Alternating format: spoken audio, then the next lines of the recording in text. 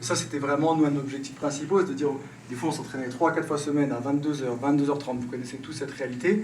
Comment on peut donner un environnement où les joueurs ils ont envie de venir après une journée de travail et ils ont envie de continuer à travailler. Et je pense que c'est une des plus belles réussites qu'on a eues, c'est qu'on a réussi à garder cette taux de participation, en plus de bien faire sur le terrain. Donc moi, c'est ce que je retiens là-dessus. Après, évidemment, il y a la formation des joueurs, il y a les tremplins, il y a beaucoup plus de joueurs maintenant qui vont avoir accès à la CPL. Dans les dernières années, il y a Saint-Laurent qui a envoyé beaucoup de joueurs. Nous aussi, à l'époque, on avait envoyé des joueurs comme Amadi Camara. Saint-Hubert aussi a envoyé pas mal de joueurs, Longueuil. Donc c'est vraiment un tremplin pour les joueurs et les éducateurs, entraîneurs. J'en fais partie là-dessus.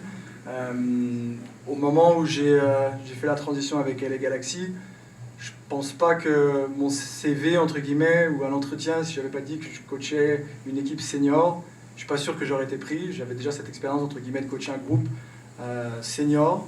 Donc ça m'a amené ça, on va dire, ce petit plus pour rentrer dans le monde pro.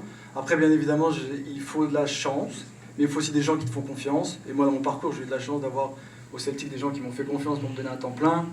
Je pense que Soccer Québec aussi m'a fait confiance pour rentrer dans tous les diplômes et continuer à grandir.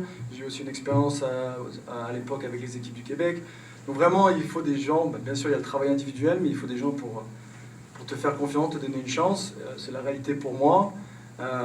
J'étais impressionné de voir le développement maintenant de la Ligue avec les relégations, les montées, descentes, qui va amener un petit peu de piquant dans la compétition et qui va pousser, je pense, tous les clubs à essayer de donner le meilleur environnement possible à tous les joueurs et à tout le staff. Et encore une fois, on voit que le soccer au Québec, il n'arrête pas de grandir et ça s'en va dans la bonne direction.